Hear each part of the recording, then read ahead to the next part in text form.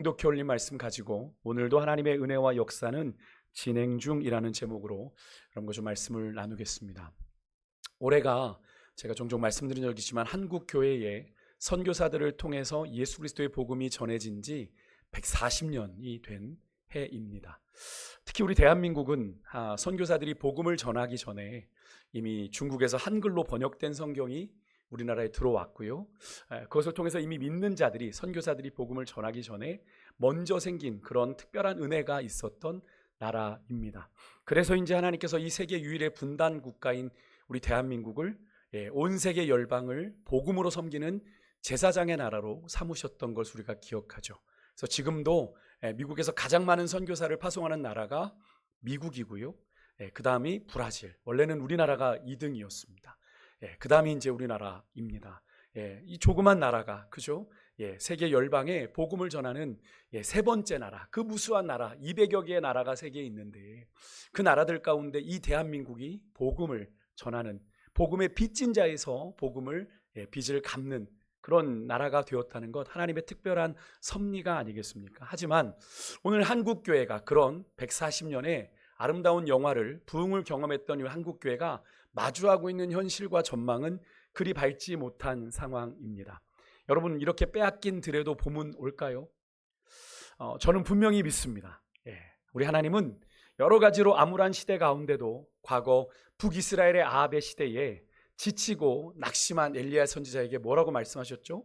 이 암울해 보이는 이 북이스라엘의 현실에도 누가 있어요? 바알에게 무릎 꿇지 아니한 7천의 사람들이 남아있다 라고 말씀하셨던 것처럼 여러분, 이 시대에도 예비된 믿음의 세대를, 하나님의 사람들을 준비하고 계신 줄 믿습니다. 저는 저와 여러분들이 오늘 이 혼탁하고 어지러운 시대 가운데 하나님이 찾으시는 바로 그 한 사람이기를 소망하는데요. 하나님은 역사 속에서 각 시대마다 헌신된 당신의 사람들을 통하여 당신의 나라를 이어오셨을 뿐 아니라 확장시켜 오셨고, 그렇게 전해진 복음이 오늘 지금 여기까지 확장되어서 오늘 우리가 그 복음의 은혜를 누리며 하나님 나라를 소망하는 천국 백성으로 이 시대를 살아가고 있는 것인데요. 그렇다면 여러분, 우리가 어떻게 하면 이 시대에 이 침체되고 쇠락해가는 하나님의 나라를 회복할 그런 사람이 될 수 있을까요? 그리스도인이란 바로 그런 존재들이지 않습니까? 어떤 존재요? 예수님께서 2000년 전 이 땅에 오셔서 외치신 천국 복음, 회개하라, 천국이 가까웠느니라 외치신 그 하나님 나라 천국 복음을 전파할 뿐 아니라 또 그 복음을 우리가 삶으로 살아내어서 주님 다시 오시는 그날까지 하나님 나라를 계속 이 땅에서 확장시켜 나가야 하는 그런 존재로 부르심 받은 사람들이 바로 그리스도인, 예수 그리스도의 길을 따라가는 사람들이죠. 그런 우리가 제대로 사명을 감당하지 못해서 교회가 날로 침체와 쇠락의 길을 가고 있는데, 과연 우리는 어떻게 이 황폐한 시대 가운데 믿음의 봄이, 믿음의 봄날이 오게 할 수 있을까요? 물론 그 일을 전적으로 이루시는 분은 누구시죠?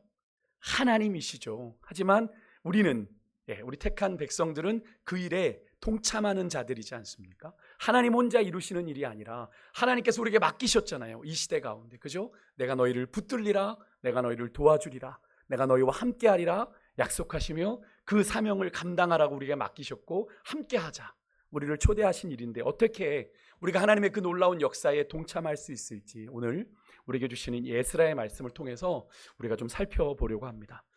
오늘 본문은 우리가 이제 11월부터 여러분들 이제 묵상집을 받으신 분들은 에스라서잖아 라고 생각하시죠. 에스라서의 말씀입니다. 우리가 지난달에 묵상했던 역대기의 말씀처럼 포로기 이후의 책입니다. 자주 언급을 드렸지만 이스라엘은 통일왕국, 다윗과 솔로몬에 이어서 통일왕국 시대가 끝나고 르호보암 시대가 온 다음에 나라가 분열이 됩니다. 분열왕국 시대라고 하죠. 그 분열왕국 시대의 북이스라엘은 BC 722년에 누구에게 멸망을 당해요? 아수르에게 멸망을 당하게 되죠. 그로부터 100여 년이 지난 586년에 남유다가 바벨론에게 멸망을 당하게 되는데, 그렇게 멸망을 당한 이 남왕국 유다가 세 차례에 걸쳐서 바벨론으로 포로로 끌려가게 됩니다. 그것을 좀, 그 시기를 우리가 조금은 전문적인 용어로 바벨론 포로기 바벨론 유수라 이렇게 부르기도 하는데요. 그렇게 포로로 끌려간 시기 70년이라는 그 시간 이후에 이야기를 담고 있는 성경이 우리가 이제 묵상하고 있는 에스라서와 또 이제 이어서 계속 여러분들이 이제 매일 성경을 보시다 보면 묵상하게 될 학개서, 느헤미야서의 내용입니다. 그러니까 에스라와 느헤미야는 포로로 끌려간 그 페르시아 땅에서 바벨론 땅에서 태어난 2세들이고요. 학개는 선지자이죠. 하나님께서 그 시대에 부르신 선지자입니다. 에스라는 원래 제사장 가문의 사람이에요. 그가 망하지 않고 고국 땅에 있었다면 뭘 했을 사람이죠? 제사장을 했을 사람입니다. 그런데 이방 땅에선 포로민의 자손으로 태어난 에스라에겐 그 제사장에 대한 직분이 큰 의미가 없었습니다. 왜 그렇습니까? 거기에는 뭐가 없어요? 성전이 없었거든요. 제사장이 할 일이 없는 거예요. 성전이 없으니 제사장의 존재가 별로 유의미하지가 않은 겁니다. 그래서 그럼에도 불구하고 에스라는 언젠간 자신이 이 제사장의 사명을 감당한 날이 올 것이다 라는 사실을 믿고 제사장으로서 해야 될 또 하나의 사명, 율법, 하나님의 말씀에 대한 연구를 열심히 했습니다. 그래서 우리가 에스라를 뭐라고 부르기도 하죠? 학사, 그죠? 에스라 학사라고도 부르는 겁니다. 그렇게 준비된 사람인 에스라를 통해 하나님이 당신의 택한 백성 이스라엘이 70년의 긴 포로기를 마치고 고국 땅으로 돌아가는 사람들이 또한 3번에 걸쳐서 포로 귀환을 했는데 그 중에 2차 포로 귀환을 이끄는 지도자로 이 에스라를 하나님이 부르시게 됩니다. 그를 통해서 포로 귀환에 대한 그 즈음에 대한 이야기를 기록한 것이 오늘 우리가 읽고 있는 이 에스라서인 건데요. 여러분 그렇게 생각하시는 분들 있을 수 있습니다. 나라가 다 망해. 포로로 끌려가면 다 끝이지. 무슨 이야기가 더 있냐라고 당연히 생각하실 수 있겠습니다만 하나님께서는 남왕국 유다가 바벨론에 의해 멸망을 당하기 전부터 이미 전부터 그들이 바벨론으로 끌려가 70년이라는 포로기를 보내고 나서 다시 고국 땅으로 돌아오게 될 거라는 사실을 누구를 통해? 예레미야 선지자를 통해 이미 말씀하셨습니다. 오늘 본문이 바로 그 예레미야의 선지자의 입을 통해 미리 말씀하신 대로 이루어지는 역사가 이루어지는 장면으로 시작이 되는 건데요. 오늘 본문 1절에 보면 바사왕 고레스 원년에 과거 여호와께서 예레미야의 입을 통해 하신 말씀을 이루게 하시려고 바사왕 고레스의 마음을 어떻게 하셨다? 감동하셨다라는 말씀으로 시작을 합니다. 여기에 고레스 원년이란 우리가 이제 고레스 원년이라고 하니 고레스 왕이 바사의 왕으로 바사는 페르시아인데요. 바사의 왕으로 등극한 주전 559년을 의미하는 건가 이렇게 생각할 수 있는데 여기서의 시점은 그때가 아니라 바사의 고레스가 바벨론을 완전히 정복한 주전 538년을 이야기하는 겁니다. 여러분 그때 하나님께서 과거에 예레미야 선지자를 통해서 하신 그들의 회복의 말씀을 이루고자 하셨다고 했는데 그 말씀이 뭔지 한번 우리가 살펴보겠습니다. 우리 예레미야 25장 12절, 29장 10절의 말씀을 연이어 한번 좀 같이 읽어볼게요. 같이 읽습니다. 시작. 이 모든 땅이 폐허가 되어 놀랄 일이 될 것이며 이 민족들은 70년 동안 바벨론의 왕을 섬기리라. 여호와께서 이와 같이 말씀하시니라. 바벨론에서 70년이 차면 내가 너희를 돌보고 나의 선한 말을 너희에게 성취하여 너희를 이곳으로 돌아오게 하리라. 아멘. 예레미야는 유다가 멸망하기 전부터 있었던 왕이죠. 그죠? 유다가 멸망할 것을 계속 예언했기 때문에 동족들에게 많은 핍박과 위협을 받았던 선지자입니다. 그래서 우리가 그를 뭐라고 부르죠? 눈물의 선지자라 부릅니다. 정말 눈물을 많이 흘렸던 선지자입니다. 그러면서도 남유다가 멸망하는 그 현장에까지 함께 동참했던 선지자이죠. 그가 유다가 멸망도 당하기 전부터 이 말씀을 받아 선포했습니다. 이 말씀은 사실은 예레미야가 주전 605년 586년에 남왕국 유다가 완전히 멸망하기 전부터 2번에 걸쳐 이미 유다 백성들이 끌려갔거든요. 605년, 597년에. 그렇게 바벨론의 1차, 2차 포로로 끌려간 그들에게 너희들이 이제 70년이 지나야 이 땅으로 돌아오게 된다고 하나님이 말씀하셔 라고 이야기를 하고 있는 것이 우리가 조금 전에 읽었던 말씀입니다. 유다 백성들이 조금 전에 말씀드린 1차로 포로로 끌려간 때가 주전 605년, 2차로 끌려갔을 때가 597년이고요. 우리가 기존에 알고 있는 주전 586년은 이제 마지막 3차 포로가 유다가 다 완전히 멸망을 당하고 성전도 파괴되고 그러고 나서 이제 마지막 유다의 포로들이 끌려간 때가 바로 이때입니다. 그러니까 우리가 함께 읽고 있는 이 말씀 본문에서 만나는 첫 번째 포로 귀환 시점이 바사왕 고레스 왕의 원년, 즉 주전 538년임을 여러분 계산해 보면 605년에서 538년 사이가 어느 정도 간극이 되는지 여러분 계산이 되시죠. 하나님께서 과거 예레미야 선지자의 입을 통해 말씀하신 그 기한대로 이루신 것을 우리가 확인할 수 있게 되는 건데요. 그렇게 에스라는 이 역사를 통해서 이스라엘이 포로에서 고국 땅으로 귀환한 이 사건이 그냥 제국이 바뀌어서 다스리던 패권 국가가 바뀌어서 우연히 일어난 역사적 사건이 아니라 과거 하나님이 예레미야 선지자의 입을 통해 하신 말씀대로 이루신 하나님의 언약의 성취로 이 상황을 이해하는 겁니다. 여러분, 이거 정말 중요해요. 여러분, 에스라가 아까 뭘 했다고 그랬죠? 제사장으로서 성전을 섬기는 일은 할 수 없으니 뭘 했어요? 하나님의 말씀을 열심히 연구하는 일을 했습니다. 이 역사를 그냥 바라보는 것이 아니죠. 역사를 우연의 산물로 보는 것이 아닙니다. 이 역사의 가운데 함께 하시는 하나님의 손길을 에스라는 볼 수 있었던 거죠. 그래서 지금의 상황이 그냥 우연히 일어난 사건이 아니라 누구를 통해 하나님이 약속하신 대로 이루신 사건이라는 것을 기록할 수 있었던 겁니다. 여러분에게도 이런 은혜가 있으시기를 주의 이름으로 축복합니다.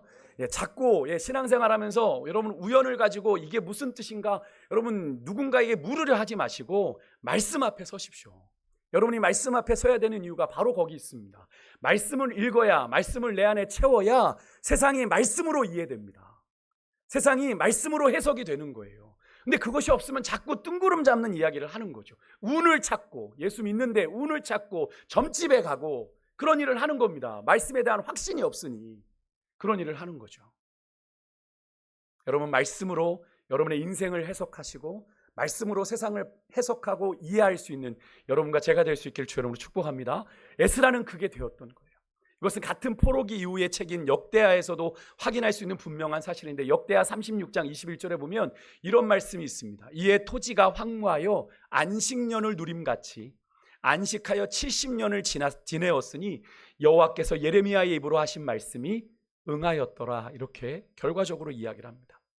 역대기도 아까 제가 서두에 말씀드렸지만 어느 때 말씀이에요? 포로기 이후의 말씀이라고 말씀드렸죠. 여기에서도 이스라엘이 70년 동안 바벨론에 끌려가 포로로 지낸 것이 우연이 아니라 하나님이 먼저 예레미야 선지자를 통해 하신 말씀을 이루신 일이다 라고 이야기를 하고 있는 거예요. 여러분, 그렇게 당신의 말씀하신 대로 유다를 심판하신 하나님은 70년이 지나자 당신의 약속대로 이스라엘을 고국 땅으로 귀환하게 하시는데요. 여러분, 그 일이 어떻게 구체적으로 일어났는지를 오늘 우리가 함께 읽은 본문 4절이 우리에게 말하고 있는 건데, 어떻게 그 일이 일어났습니까? 하나님이 바사왕 고레스의 마음을 감동시켜서 이스라엘 백성들의 귀환을 명령했다라고 이야기해요. 이것을 조금 전문적인 용어로 말하면 고레스 왕이 칙령을 내린 겁니다. 돌아가라, 가서 성전을 건축해라.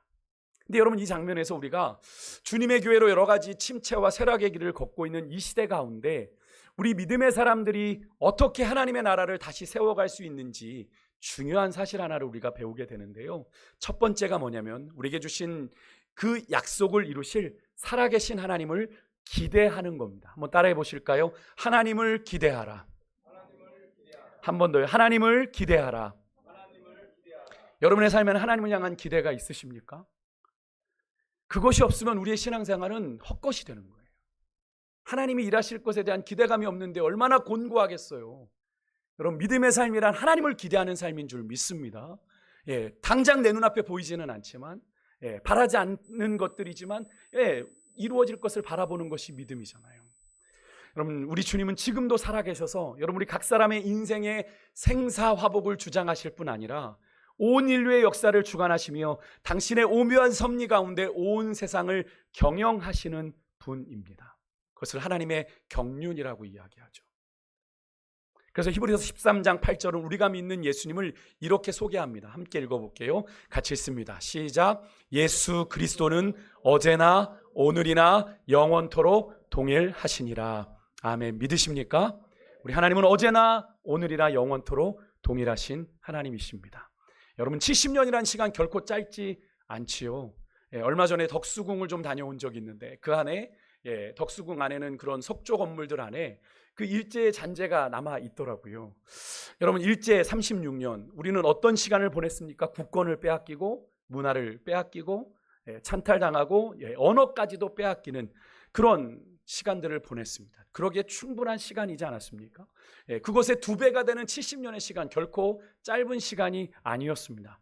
그 시간은요 언약의 당사자인 이스라엘도 그 언약을 잊을 만한 충분한 시간이었지만 하나님은 그 오랜 시간 동안 그 당신의 약속을 잊지 않으시고 약속하신 때가 되자 이스라엘이 알던 모르던 친히 바사왕 고레스의 마음을 감동시키셔서 예레미야 선지자를 통해 미리 약속하신 대로 이스라엘이 70년 만에 고국 땅으로 돌아오게 하시는 역사를 우리가 보게 되는 건데요. 여러분 그렇습니다. 그 하나님은 지금도 여전히 살아계셔서 우리가 사는 이 역사의 한 모퉁이에서 우리와 함께하고 계심을 여러분 믿으시길 바랍니다. 우리는 얼마든지 분주한 세상에 쫓기듯 사느라 하나님이 우리에게 주신 약속 잊어버릴 수 있죠. 뭐 주일날 들은 말씀 수요일까지 가십니까? 잊어버리잖아요. 다 잊어버려요. 그런데 뭐 하나님의 약속이 얼마나 우리에게 기억에 남겠어요. 그렇지만 우리 하나님은 절대로 그 약속을 잊지 않으시는 분입니다. 그래서 우리가 말씀 안에 늘 머물러야 하는 이유가 거기 있어요.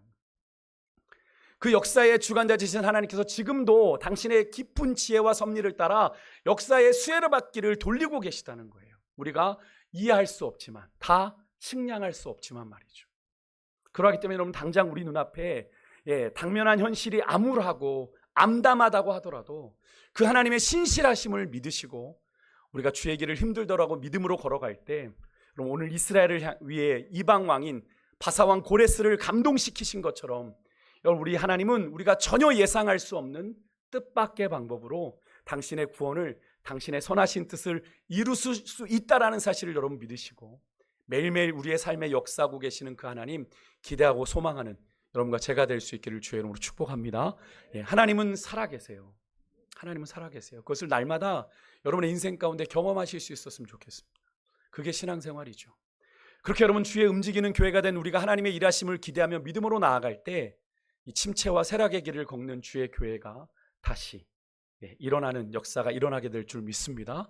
그렇게 뜻밖의 하나님의 뜻을 이루는 도구가 된 고레스, 그가 온 나라에 조서를 내리는데요. 오늘 본문 2절에서 3절까지 보면 이 고레스 왕이 하나님에 대해서 참 흥미로운 고백을 하고 있어요. 함께 같이 읽어볼게요. 같이 읽습니다. 시작. 바사왕 고레스는 말하노니 하늘의 하나님 여호와께서 세상 모든 나라를 내게 주셨고 나에게 명령하사 유다 예루살렘의 성전을 건축하라 하셨나니 이스라엘의 하나님은 참 신이시라. 아멘. 고레스가 뭐라고 하나님을 고백하고 있어요? 자신이 이렇게 당시의 패권 국가에 있던 바벨론을 무찌르고 세계를 다스리는 패권을 쥐게 된 건 내 능력이 아니라 누가 하신 일이다? 하늘의 하나님이 도우심으로 된 것이다 인정하고 자신이 내린 이 고레스 칙령의 배후에는 누가 있다? 하나님의 명령이 있었다라는 걸 고백해요.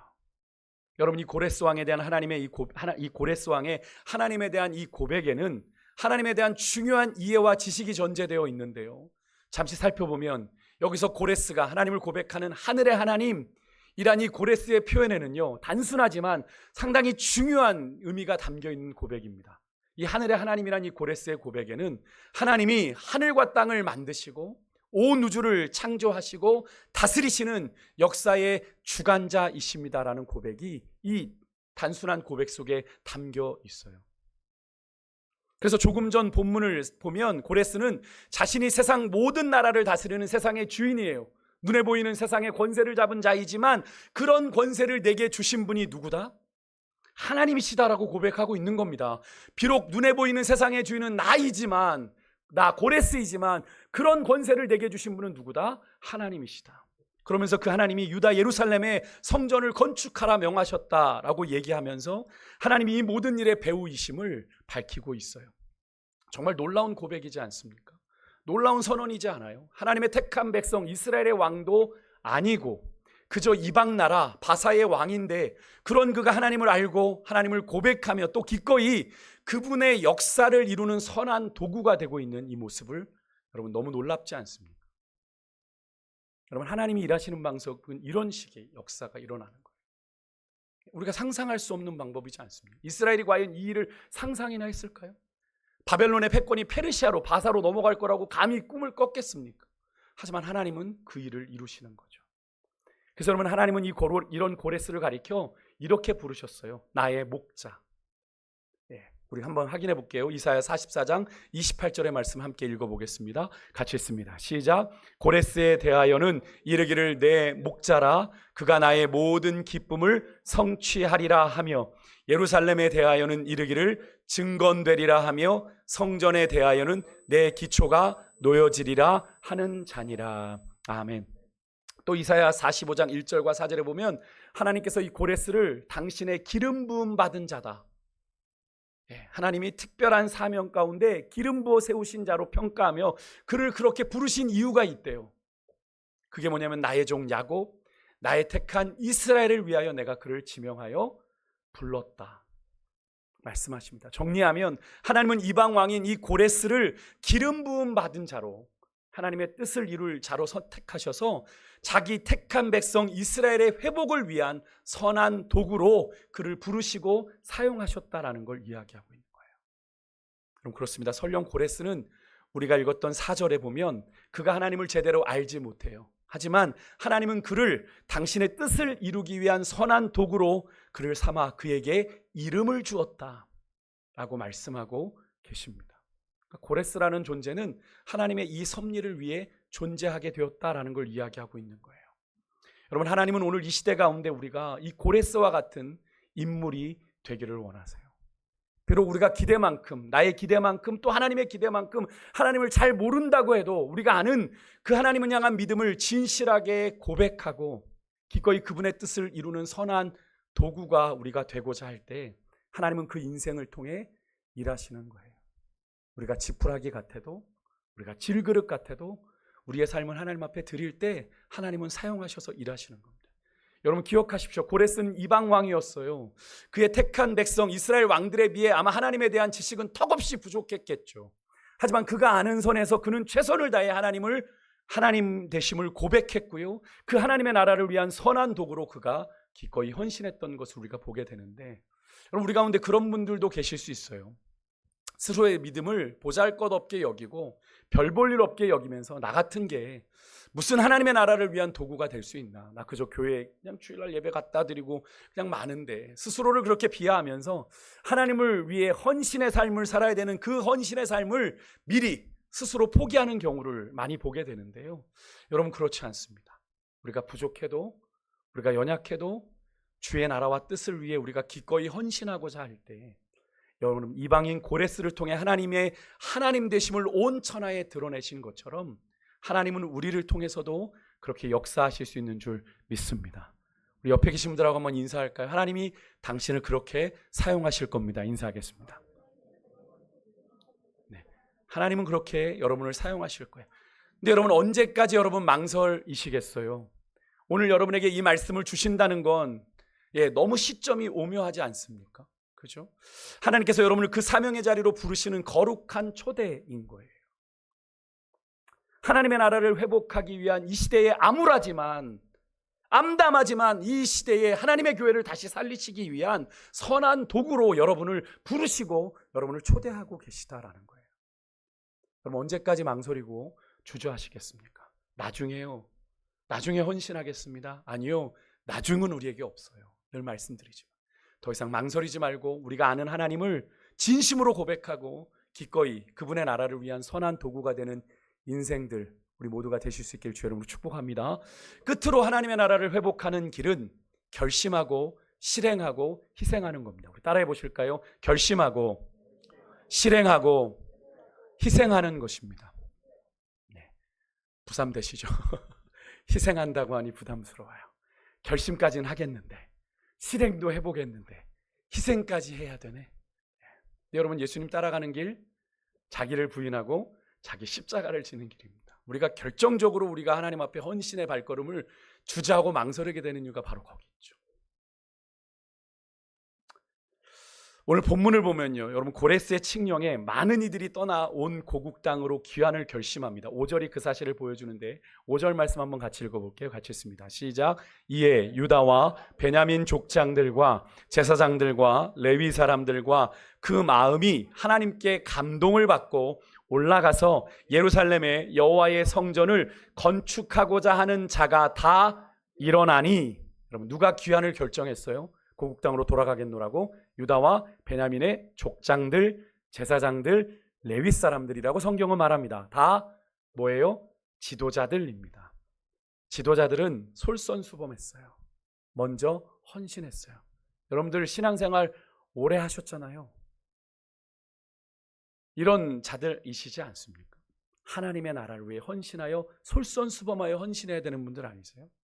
특히 성경은요, 하나님께 감동을 받은 자들은 다 일어났다. 그들이 떠나온 예루살렘으로 여호와의 성전을 건축하고자 떠났다. 여러분, 우리가 말씀의 은혜를 받는 거 너무나 중요해요. 근데 오늘 이 시대가 왜 이렇게 어려워졌는지 아십니까? 은혜를 받는데 은혜대로 살지 않아요. 은혜는 교회 안에서 끝나버리는 겁니다. 교회 문턱을 넘어가지 못해요. 삶의 현장에서는 은혜 있는 자인지 하나님을 믿는 자인지 알 수 없는 현실이 되다 보니 오늘 한국교회가 어려움을 겪는 겁니다. 여러분의 일터에서 여러분이 예수 믿는 거 아십니까? 여러분 그리스도인인 걸 아세요? 불편해서 드러내지 않는 분들도 계시다는 얘기가 들었어요. 우리 교회 말고 다른데요. 불편하잖아. 예수 믿는 거 알리면 되게 불편해. 그래서 나 얘기 안 하잖아. 나중에 근데 알아요. 장로님이래, 안수 집사님이래, 이런 얘기까지 들려요. 불편을 감수하고 싶지 않은 겁니다. 적당히 믿고 싶은 거예요. 그런 현실이 오늘 한국교회가 점점 어려움을 겪고 있는 거예요.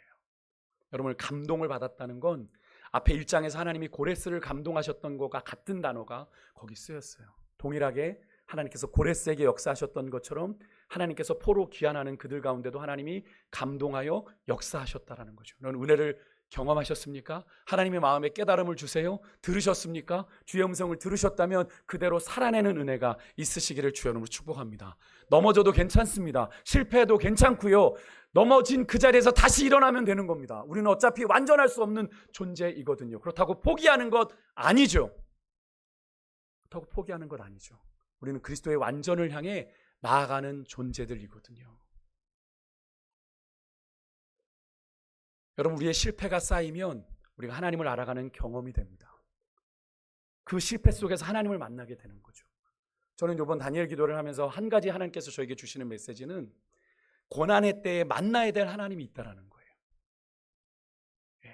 여러분, 고난의 때에 만나야 될 하나님이 있어요. 이 말은 뭘 의미합니까? 우리에게는 그 시간이 꼭 필요하다라는 걸 의미하는 거죠. 여러분, 우리가 하나님의 길을 따라가는 우리의 인생길에 꼭 필요한 시간들이 있어요. 여러분, 그 시간들을 피하려 하지 말고 그 시간 속에서 내가 만나야 될 하나님이 누구인지를 묻고 질문하는 은혜가 있으시기를 주를 축복합니다. 그렇게 결단하고 나아갈 때 우리의 인생을 하나님께 온전히 맡길 수 있지 않겠어요? 우리가 오늘 주님 앞에 헌신하기를 주저하고 망설이는 이유가 뭡니까? 내 인생 망가질 것 같으니까. 여러분, 내가 붙들고 있으면 내 인생 안 망가집니까? 아니잖아요. 여러분, 하나님의 손에 우리의 인생이 달려있음을 믿음으로 고백하시잖아요. 맞습니까? 우리의 생사화복이 주의 손에 있음을 믿으세요? 갑자기 자신 없어지시는 것 같아요. 그렇다면 우리가 하나님의 뜻을 쫓아가는 것이 맞는 건 아니겠습니까? 여러분, 물론 이 포로로 귀환하는 자들이 많은 수는 아니었습니다. 전부는 아니었어요. 이미 여러분 타향살이라고 하지만 70년, 결코 작은 시절 아니죠. 기간 아닙니다. 거의 2세대가 넘어가는 시간입니다. 나름 정착하고 바벨론 땅에, 페르시아 땅에 삶의 터전을 만들어 일궜거든요. 근데 그 터전을 떠난다는 것, 거기다가 돌아갈 고국 땅의 소식은 어때요? 예루살렘은 여전히 불의 화마가, 전쟁의 화마가 70년 멸망했던 그대로 거의 폐허 수준으로 남아있는 상황이기에 그곳을 향해 떠난다? 이 안락한 곳을 떠나 돌아간다라고 하는 건 사실 결코 쉬운 결정이 아닙니다. 그래서 그리 많은 이들이 선뜻 나서지 못했던 것 같아요. 엄밀히 말해 다수가 포기합니다. 이 포로 귀환을. 다수가. 이 안정된 삶을 포기하고 싶지 않아서. 그렇지만 그 귀환을 조금 전 언급한 이들, 유다와 베냐민의 족장들, 제사장들, 레위인들이 그들에게 하나님께서 약속하신 그 미래를 기대하고 희생을 각오하며 실행에 옮기게 되는 거예요. 이들은 좁은 길을 선택한 사람들이죠. 그럼 오늘 시대, 이 시대에도 바로 그런 사람들이 필요한 겁니다. 6절에 보면요, 주변 사람들이 고레스가 명령한 대로 그런 그들의 선택을 지지하고 응원하며 물질적인 도움을 주었고요. 7절에 보니까 고레스 왕도 과거에 느부갓네살 왕이 성전에서 가져왔던, 히스기야가 멍청하게 다 보여줬잖아요. 그거 다 빼앗긴다고 하나님 말씀하신 대로 다 빼앗겼거든요. 무려 5,400점이나 되는 그릇들을 다 돌려줍니다. 뭐 다 응원하는 것 같은 상황이 펼쳐지는데, 물론 여러분, 우리가 하나님의 뜻과 하나님의 나라를 이 땅에서 이루며 나아갈 때 이렇게 응원과 지지만 있는 것 아닙니다. 아닙니다. 응원은 고사하고 가장 가까운 사람이 비아냥하기도 하고 조롱하기도 하고 또 괜한 수고와 희생, 심지어는 피해를 감내할 수도 있지만, 그럼에도 여러분, 꿈꾸는 자만이 결심하고 실행하고 희생을 감내할 수 있는 거죠. 무엇을 꿈꾸는 자예요? 주님이 우리 한 사람 한 사람을 통해 이 땅에 이루실 하나님 나라의 완성을 꿈꾸는 자들에게는 어렵고 힘들어도 기꺼이 주를 위해 헌신을 결심하고 실행하고 희생할 수 있는 거죠. 지금까지 기독교의 역사는 그렇게 이어져 왔어요. 말씀을 마치겠습니다. 여러분은 하나님의 나라와 뜻이 이 땅 가운데 여러분을 통해 이루어지기를 원하신다는 사실을 믿으세요?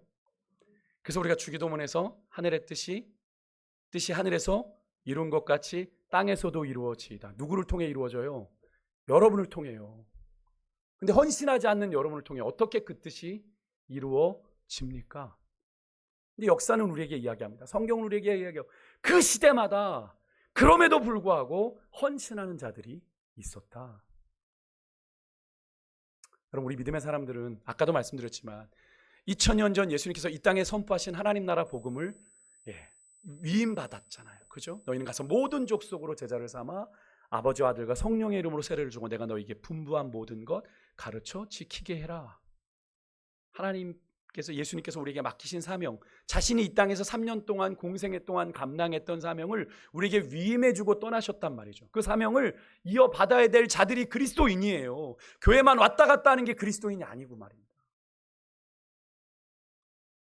이것은 그리스도인이라면 누구나 예외 없이 받은 사명인데, 여러분 물을게요. 여러분의 믿음이 진짜라면, 구원받은 믿음이라면 그런 역사가 우리의 가정 가운데, 우리의 일터 가운데, 우리의 삶의 현장 가운데 일어나야 되는데, 여러분들은 하나님의 나라를 위해서 무엇을 또 어떻게 헌신하며 살아가고 계십니까? 오늘 그 구체적인 헌신의 방법을 여러분과 나누었어요. 그 하나님의 나라를 회복하는 그 사명을 감당하기 위해서 우리는 우리에게 주신 하나님의 나라와 하나님의 뜻에 대한 약속을 우리를 통해 이루실 것을 기대하며, 하나님을 기대하며 세상을 분별하고 세상을 바르게 믿음으로 해석해야 하고 헌신과 믿음으로 도전해야 되고요. 하나님의 역사의 선한 도구로 우리가 적극적으로 하나님의 사역에 동참해야 될 줄 믿습니다.